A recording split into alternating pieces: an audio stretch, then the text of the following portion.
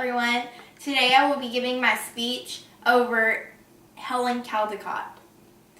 In 1980, one woman left her well-paying job as a physician to call the world to an idea that she thought was very important.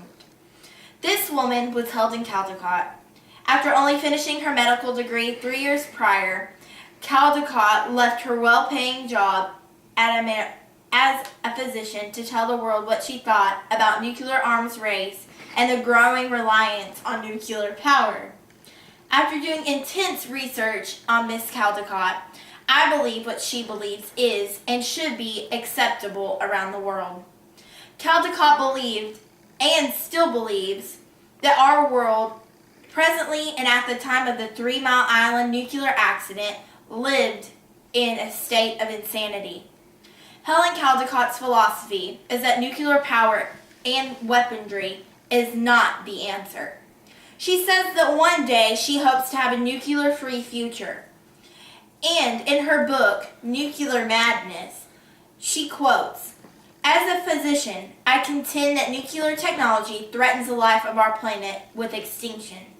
If present trends continue, the air we breathe, the food we eat, and the water we drink will soon be contaminated with enough radioactive pollutants that will pose a potential health hazard for greater than any plague humanity has ever experienced." Caldecott, paragraph 24, Nuclear Madness.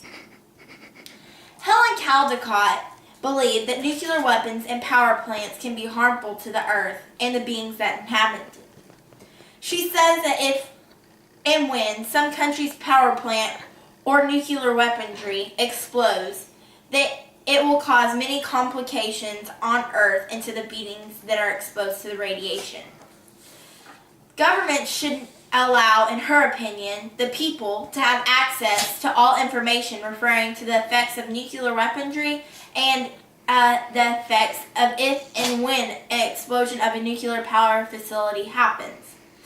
Governments allowing that information accessible to the public would open their eyes, in her opinion, of citizens to realize that the nuclear power that we use today and weaponry we use to threaten other countries will not be the answer. In 1980, she took the fault of going to Congress here in the United States and stating her opinion. With the support of several well-known physicians of the United States, she helped convince Congress to take a second look over nuclear energy and weapons. If government officials, she says, would understand the danger of nuclear resources, they could find other power sources and methods of protection of our country that are safer for the environment and the people that inhabit it. Helen Caldecott believed that due to the world's ignorance about radiation biology, more people would be in constant danger. During the Great Eastern Earthquake, several people and the environment were exposed to deadly radiation. Massive amounts of radiation escaped into the air and water, in which directly exposed humans to many different types of cancer. After the incident, the Japanese government was shocked into finding a way to resolve the problem and prevent it from happening again. After repairing the nuclear power plant, now they have placed windmills and solar panels all over the country to prevent other happenings of this nuclear disaster. Another incident is that after Chernobyl disaster, the battle to contain the radiation and try to prevent future disaster was also a problem. Power plant operators were blamed for this explosion due to their lack of knowledge. Just as Helen Caldecott has said before, that these people do not understand radiation biology, which means in turn they do not understand nuclear biology, which causes many of these nuclear disasters. Just as Caldecott predicted also, thousands of people were exposed to deadly radiation and now are suffering from different types of cancers, such as thyroid, pancreatic, and even deathly brain cancer. Getting rid of nuclear resources, Caldecott says, would have prevented all these deaths of thousands of adults and mainly children. In a plan to stop nuclear abuse, Helen Caldecott took action. Being a medical doctor, she knew many U.S. doctors and started an organization in 1980 called Physicians' Social Responsibility. This organization of over 23,000 doctors started spreading the word about dangers of nuclear power, nuclear weapons, and nuclear war. This opened the eyes of many political figures, such as Jimmy Carter, which was the presidential person at this time. In 1980, also, Caldecott founded the Women's Action for Nuclear Disarmament, which now is called Women's Action for New Decisions.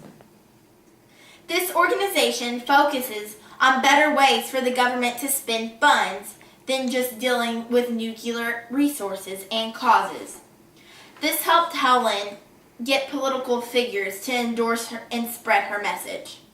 Now, for the past 20 years, her and her partnering organizations have reached out to thousands of people about the dangers of nuclear weapons, nuclear power, and nuclear war. These actions have helped many governments around the world change policies in nuclear affairs, help people open their eyes to the dangers of nuclear resources, and also help governments have citizens access more information about the dealings of nuclear resources.